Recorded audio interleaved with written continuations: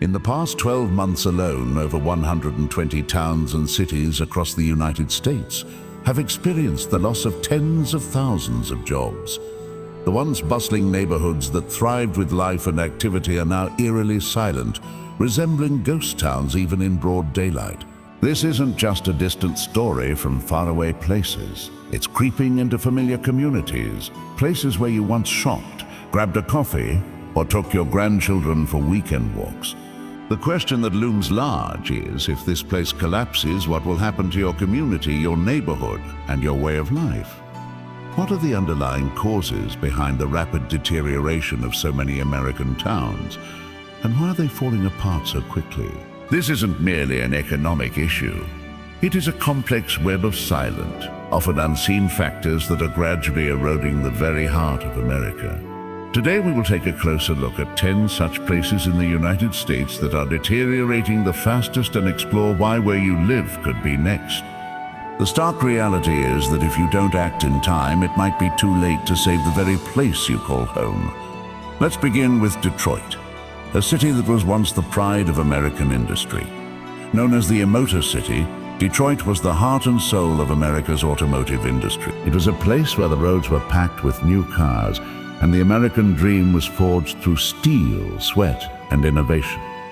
But today, if you stand in the middle of a neighborhood here, you might wonder, is this still the Detroit I used to know? In just a few decades, Detroit has lost over 60% of its population, shrinking from nearly 1.8 million residents to around 600,000. This decline has left a visible scar. Out of every 10 houses, up to 6 are vacant or have been demolished. In some neighborhoods, house prices have plummeted to just a fraction of what they once were, sometimes as low as 1/10 of the price you'd pay in other major cities.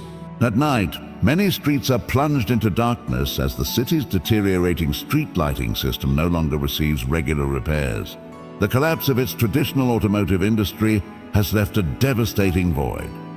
When factories close, tens of thousands of jobs disappear overnight. Young families leave in search of better opportunities, leaving behind an aging community with limited options for livelihood. Infrastructure built over decades to serve millions now stands redundant, rapidly decaying. An elderly woman who has lived in Detroit her entire life recounts a nostalgic memory. In the old days, every Saturday night, the whole neighborhood would gather to barbecue, and the children would run around playing in the yard. Now I only hear the wind whistling through empty window frames, and sometimes the distant sound of cars whizzing by as dusk falls. Her story isn't just nostalgia. It echoes the shared sighs of thousands of Detroit residents. The frightening part is that Detroit isn't an isolated case. If a city as powerful as Detroit can decline so dramatically, what's stopping this scenario from repeating elsewhere? Detroit now resembles a giant tree whose roots are rotted from within. The leaves still cling to the branches, but they lack vitality. If the roots aren't nourished and cared for, the entire trunk will eventually lean and collapse. Have you ever visited Detroit?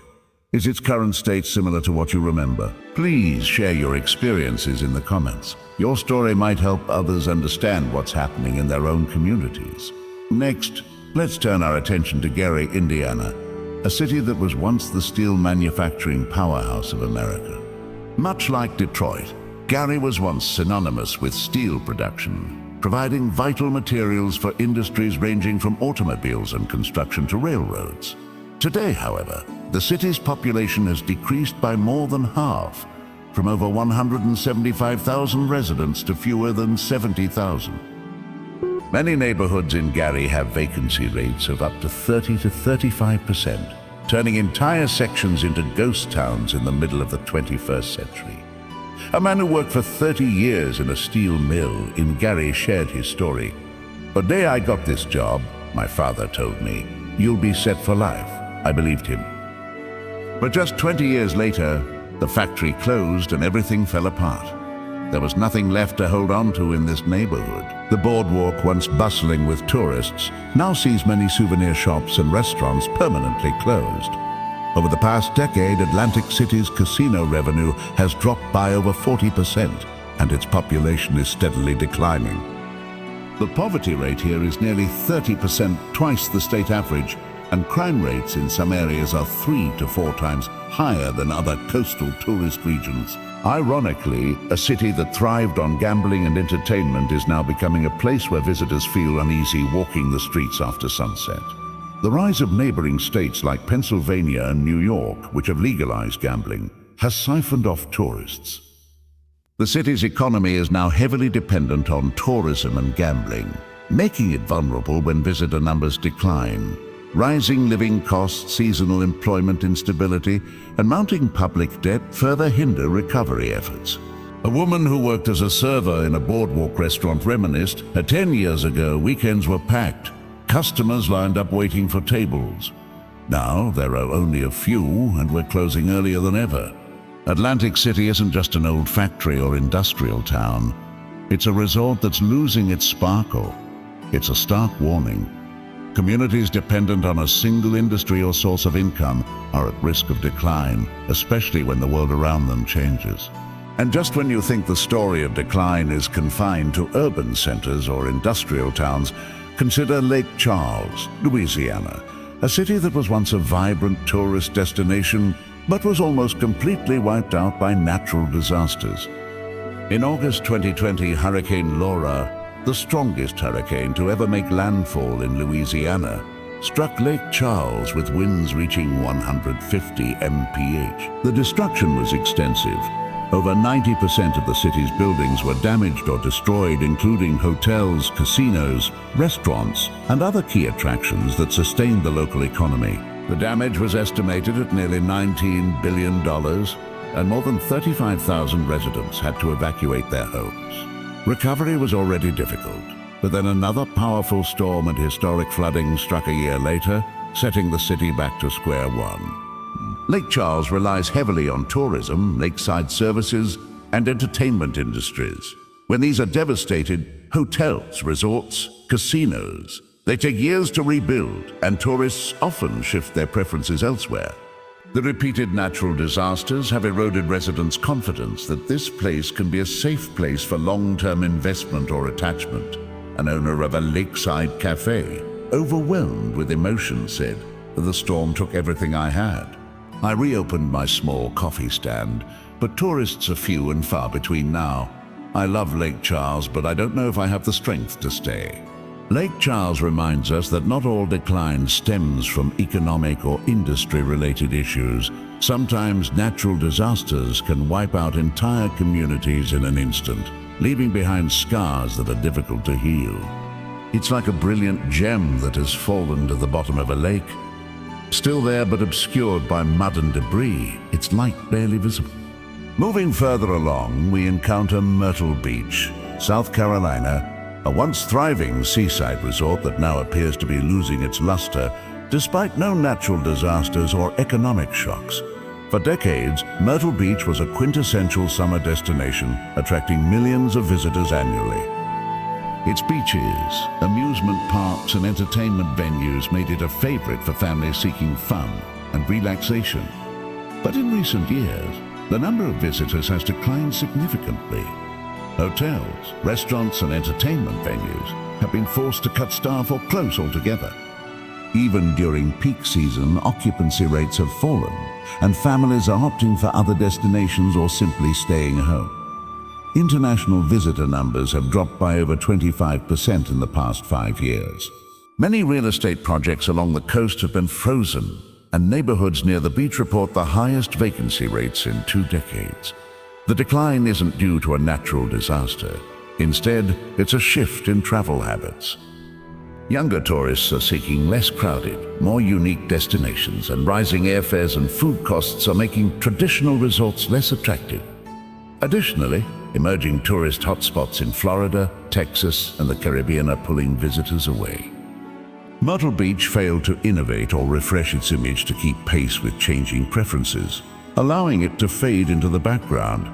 It's like a beautiful summer photograph left in the sun for too long, faded, with colors that no longer pop and memories that are harder to recall vividly. The question is, does Myrtle Beach still have a chance to regain its former glory? Or is it time for this city to reinvent itself entirely to survive in a shifting landscape? Beyond these examples, Some places once considered icons of the American dream are now struggling to stay afloat. Stockton, California provides a stark example. In the 1990s and early 2000s, Stockton experienced a population boom with skyrocketing real estate prices. Many believed that buying a home here was a ticket into the middle class, a symbol of prosperity. But the bubble burst in 2008, turning Stockton into a symbol of economic collapse. The city declared bankruptcy in 2012, the largest municipal bankruptcy in US history at the time. Thousands of homes went into foreclosure, and the city's public debt soared into the billions. Basic services such as police, fire protection, and public infrastructure were severely cut back. The once vibrant image of Stockton as a city of opportunity was shattered in just a few years. Its rise was driven largely by a real estate bubble built on the illusion of perpetual growth. Houses sprouted up rapidly, prices climbed every month, and people believed that values would only continue to rise. When the bubble burst, the city's finances collapsed with it. The city's experience underscores a vital lesson. Reliance on a single industry or economic sector, especially one driven by speculation, is a fragile foundation. Stockton's fall is a warning to other cities that might be riding similar waves of optimism without considering the risks. Will we see another Stockton in the coming years? The signs of an overheated housing market are still present in some regions, and caution is advised. Further west, St. Louis, Missouri, once the jewel of the American Midwest, now faces a different set of challenges. The city, famed for its iconic Gateway Arch and rich cultural history, has been steadily losing population, almost having since its peak.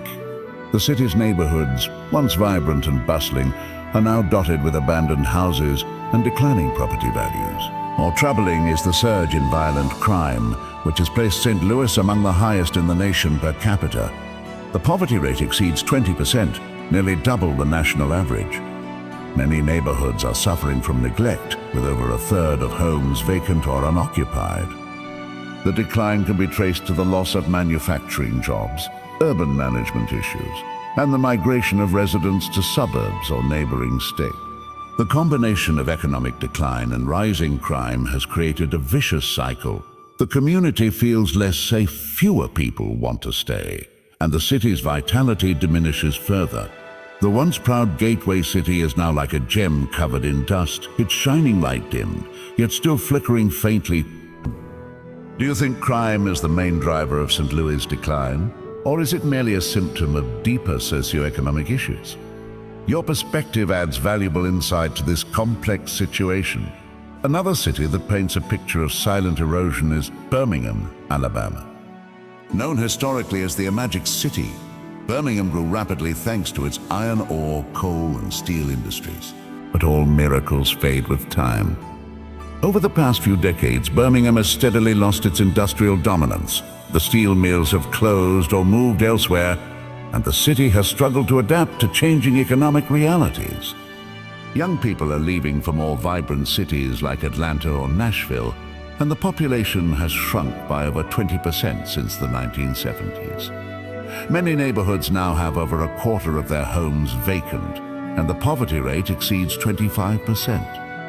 Birmingham's decline isn't due to a single catastrophic event, but is the result of years of slow, persistent erosion, like a beautiful antique clock that has stopped ticking. The global market shifted away from steel, and the city's failure to diversify into new sectors like technology, finance, or tourism left it behind. Infrastructure has deteriorated, and public investment has lagged behind.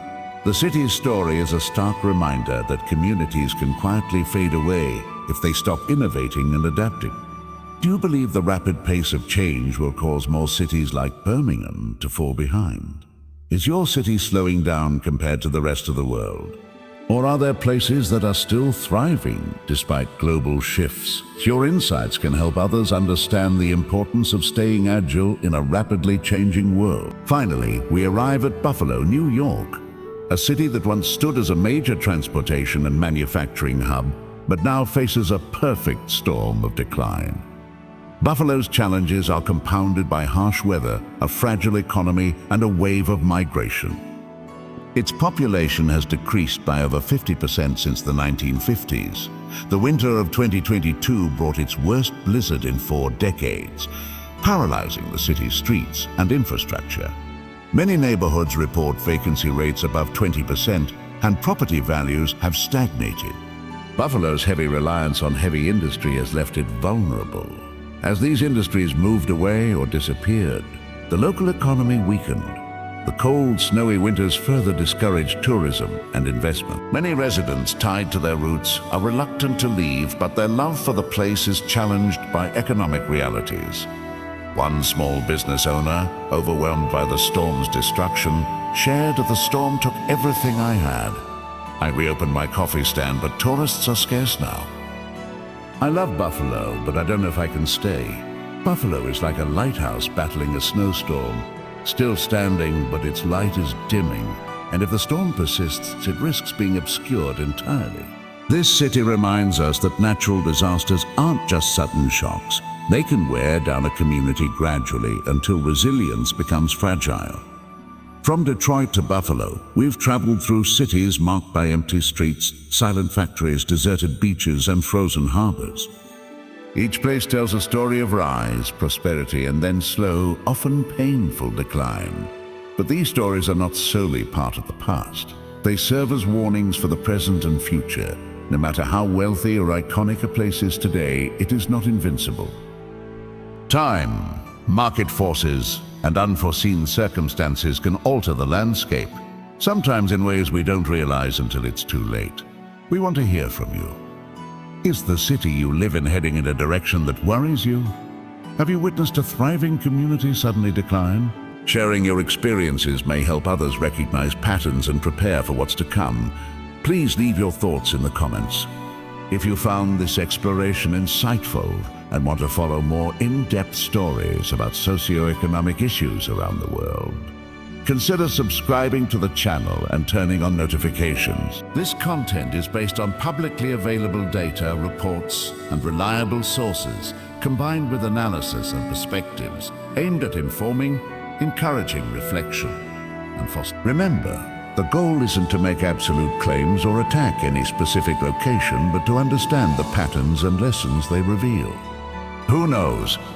Your story might be the key to helping someone else see what's happening in their community before it's too late.